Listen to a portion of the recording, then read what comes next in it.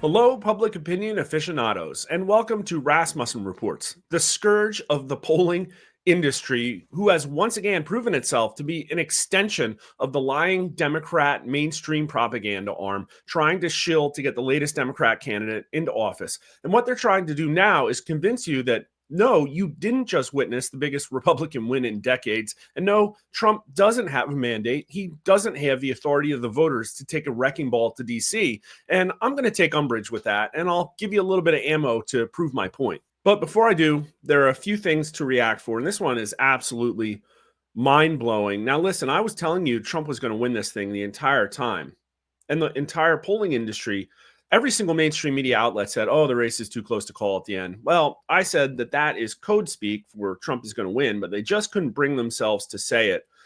But here's an article in Washington Examiner. Harris aides say internal polling never had her ahead of Trump.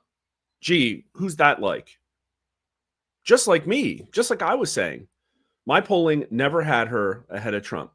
The leadership of outgoing Vice President Kamala Harris's 2024 presidential campaign said that internal polling never had her ahead of President-elect Donald Trump. After President Joe Biden began lagging heavily behind Trump in the polls in June and July. No, he was always heavily lagging. He didn't just begin. The entrance of Harris appeared to solve Democrats' problems. Nope. From August until right before the election, a great many accredited public polls had Harris leading Trump. Yeah, they did. Pretty much everyone. According to David Plouffe, a senior advisor on the Harris campaign, former Obama advisor, this was never reflected in internal polling, which always had Harris behind or tied with Trump. We didn't get the breaks we needed on Election Day, he said, in an appearance on Pod Save America. I think it surprised people because there were these public polls that came out in late September, early October, and August, showing us with leads that we never saw. That's right. They were fake. We talked about it in our previous video. We showed you this chart. This is the margin of Real Clear Politics, Morning Consult, and Reuters Ipsos. Morning Consult and Reuters Ipsos were the two dirtiest shirts compared to the margin we had. And yeah, they finished out not too left biased, 3 and 4 points respectively. But look at August, September, and October. All of Kamala-mentum was fake, perpetrated by media pollsters. They were giving her 6, 7, even 8 or 9 points of false support. It wasn't there. Absolutely stunning. But let's talk about mandates. Opinion in the Hill. Yeah, the same Hill that cherry-picked a fake Harris plus 7 out of a push poll to create a fake narrative. That Hill. Opinion, Donald Trump won the election. Now he's losing it. On November 5th, Americans hired Donald Trump to do 3 things: put more money into their pockets, lower prices for gas, groceries, and rent, and restore order at the southern border. That's one way to put it. Not accepting a lot of fault there for Democrats. Trump was not hired to gut the Justice Department. Well, that's interesting because an overwhelming majority of Americans think the Justice Department has been politically weaponized. Abolish the FBI. The same FBI that a majority of Americans say is Joe Biden's personal Gestapo. Pardon the Jan 6 rioters. Well, I'll have to get back to you next week on that one. We have questions in the field. Pretty sure we're going to see a really large number of people wanting to see the Jan 6 rioters pardoned. Weakened our intelligence agencies. 64% of Americans think that U.S. intel agencies are giving political talking points to the mainstream media. Eliminate the Department of Education or go wild on health. The same Americans, half of whom think that it's at least somewhat likely that the COVID vaccines are causing a significant number of unexplained deaths. This is the context that the mainstream media just can't acknowledge. They can't acknowledge how bad things got under the Biden administration, and that's why nobody is paying attention to them anymore. Trump's initial nominations of Representative Matt Gaetz for Attorney General, Pete Hegseth for SecDef, Tulsi Gabbard as DNI, Robert F. Kennedy Jr. as Secretary of Health and Human Services, and Mehmet Oz as Administrator of the Centers for Medicare and Medicaid Services go far beyond the directives he received from voters. Instead of lending expertise to those departments, Trump is determined to exact revenge by gutting them. Now, listen, here's the thing. Only 30% of voters trust the federal government. Way, way, way less than Kamala Harris. This was a referendum on Biden's administration. And not only that, everybody wants the budget cut. Even a majority, I think it was 55% of Democrats, say that they would prefer the government shut down to achieve bipartisan agreement on spending cuts. They do not like what is happening in DC. But here's Trump's mandate. This is a chart of all of our presidential polling with Donald Trump. And what you see, look, he squeaked out the race in 2016 against Hillary Clinton. Then he actually picked up a ton of supporters in 2020, but 2020 happened. And now look at where he's at. He's gone from 41% of the electorate in our polls to now 49%. He got 50% of the popular vote. He won the popular vote. That's something that Republicans just don't do in the modern era. And his support has been steadily increasing the entire time. In fact, nothing they threw at this guy weakened his support. It's only gone up. And people were absolutely horrified by Biden running again. Don't believe it that the race was neck and neck until, his debate. He was always losing massively in our polling. And Biden's own internal polling said that he was going to lose in a 400 electoral college vote landslide. But she was never up. There was never a lead. Oh, by the way, look how close we were to that final margin. I love it. But this is the mandate. Americans support Trump. This was not a fluke. He won the presidency twice. He has more supporters than he ever has. He's more popular than he's ever been. He ran on being a disruptor, and now he is the president. But now, every single one of those policy points talked about, I could rebut. But how important to you is it that the government stop illegal immigration? 76% say important, 50% very, including 61% of Democrats who say it's important. So this isn't some fringe right-wing pet issue. This is broad bipartisan support for fixing the problem that Biden caused at the border. Donald Trump has promised that on day one of his next presidential administration, he will launch the largest deportation program in American history to get the criminals out. Do you approve or disapprove of Trump's promise? And 64% of voters approve, 46% strongly approve, 39% of Democrats approve, 89% of Republicans, and 65% of independents. That is broad-based support for what the author would say is a very controversial thing. But here's the thing. They broke the law coming here. They're criminals. They violated our country's laws, and they are a drain on our institutions. Voters want them gone. And not only that, voters expect to get their way. 72% of voters think it's at least somewhat likely that Trump is going to succeed, keep his promise. 43% say very likely, including 62% of Republicans say very likely. 88% of Republicans say at least somewhat likely. They trust him. They know he's going to do it. And no amount of hot air in the Hill is going to stop it. I'm sorry, dude. But about all of the hand-wringing on Trump's cabinet picks, we've showed these numbers before. 50%, and this is after Trump announced RFK Jr., Tom Homan, Matt Gaetz. This is after some of the initial controversial cabinet picks. 50% of voters say excellent or good. 35% say excellent. 83% of Republicans say excellent or good, as do 44% of independents. Pretty sweet. Definitely not this horrifying aversion that is only playing out in the mainstream media. And here's the new numbers, and I definitely think this confirms that Trump has a mandate. How important are president's cabinet choices to the success of his administration? And as we all know, very important, having seen 2016, 90% say important, 71% say very, more Republicans than anyone else.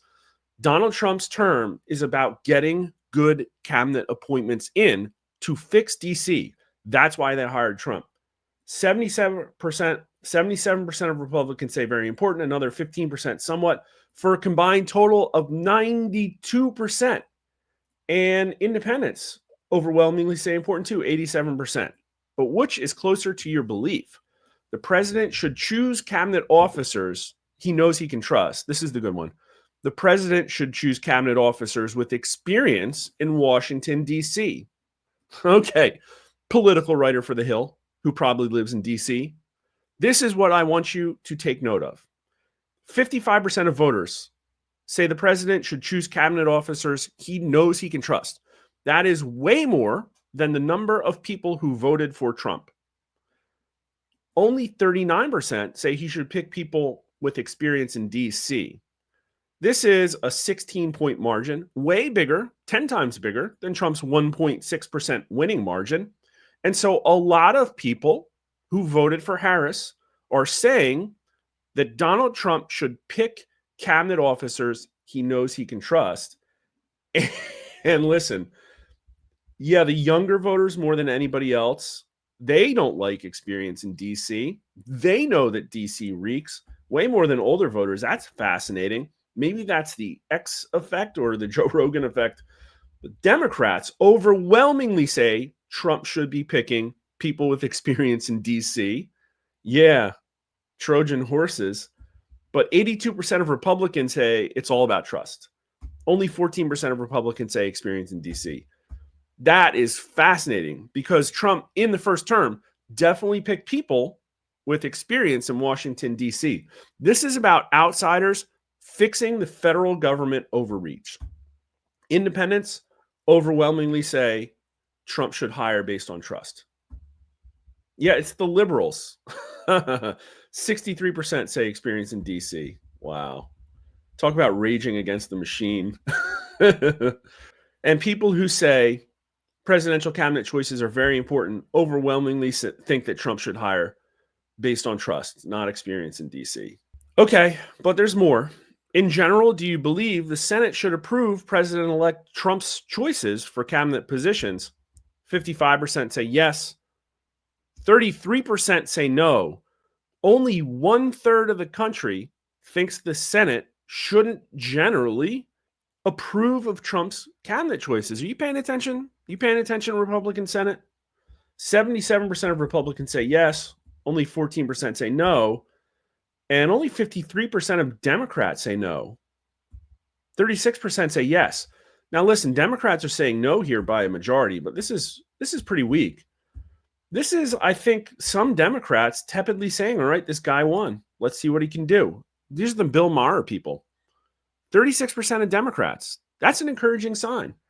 And independents, by a really strong 21-point majority, say, yeah, Trump should get his cabinet choices. Only 31% say no. So this is all really good news for Trump. News that you will probably want to start sharing around the Thanksgiving table tomorrow. Donald Trump won, and he has a mandate. Get wrecked. And it's probably going to be a crazy day because I think this is what you're in store for. I'll close out on a little bit of levity. Actually, I don't know if this is horrifying, serious, and sad, or if it is literally the world's most epic troll job. This guy is a humor writer, but it seems kind of straight.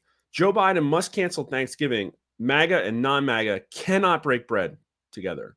Today, I'm calling on President Joe Biden to do the right thing for America and formally cancel this year's Thanksgiving. In the wake of the presidential election, the last thing any of us needs to be doing is walking into potentially volatile mixed ideology setting that often features alcohol, long-standing feelings of familiar resentment, and easily thrown pies. Maybe we can try it again next year, but this year, for the good of everyone, let's all just stay home with our immediate family and friends and see if we can go a day without getting apoplectically angry. You'd think your MAGA relatives would be happy. They're not. What? Yeah, they are. Logic would suggest those on the winning side, MAGA fanatics begrudging, no, half the country, begrudging Trump supporters and people who didn't really pay much attention the past decade, would be cheerful as the dickens over President-elect Donald Trump's victory. Look, they're still trying to paint themselves as the moral superiors. Weren't they paying attention? Those people are idiots. They didn't know that their prices didn't go up that much. That doesn't seem to be the case, however. The social media posts I see from them, along with the regular MAGA missives I receive, are just as ornery as ever. No, it's called getting made fun of, dude. It's almost as if an entire swath of the population has grown addicted to the dopamine rush of anger. I don't see anger. That's projection to the point they can't even celebrate the success of the guy who keeps feeding them things to feel angry about. What? They are celebrating. This guy's deluded. And it's not like liberals are in great mood this Thanksgiving either. Right, exactly. Liberals like me, along with the independent and conservatives who know an impending crisis when they see one, no, you lost, are equally angry and scared and frustrated. I, for one, wish I could lift myself up by the seat of my pants and, as Dr. Seuss wrote, give a very sad, sad backward glance, then fly away like the Lorax. This is whatever.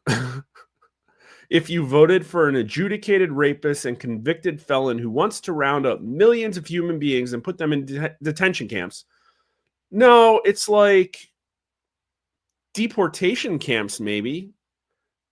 The same kind of camps that they were in when they got here illegally. Who thinks transgender people shouldn't exist, then we don't have a common ground in which to chit-chat over stuffing and pumpkin pie. That's really sad because what I see is people on Twitter right now, the new core of conservative thought, trying to find common ground with people. That's what an information dialogue is. That's what the public town square is. And these people can't succeed in the free marketplace of ideas. My ears are ringing from the loud and righteous calls that people like me need to better understand Trump voters. But I can't shake the fact that no Trump voter has ever been asked to understand me or tried to, for that matter. Well, it's like you rant. You're a pretty open book, dude. They all definitely understand you. And yet the fact that you're writing this definitely means that you don't understand them. Because I think most of them are just looking forward to getting together with family and thanking God for all of their blessings. And don't let anybody tell you that Thanksgiving is about anything else. In July 1863, the Battle of Gettysburg resulted in more than 50,000 American casualties. Despite these losses, the United States gained a great victory during these 3 days. On October 3rd, 1863, with this victory in mind, as well as its cost, President Lincoln issued a proclamation. I do therefore invite my fellow citizens in every part of the United States to set apart and observe the last Thursday of November next as a day of thanksgiving.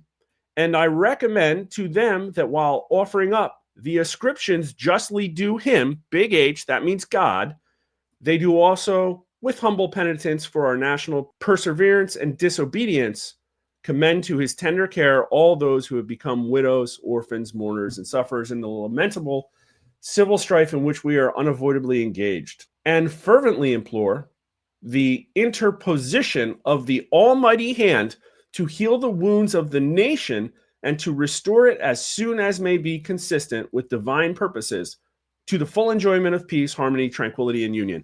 So yeah, some pilgrims had a hard time, ate some stuff with some Native Americans. Thanksgiving is not thanking the Native Americans. It's not appealing to the great earth spirit.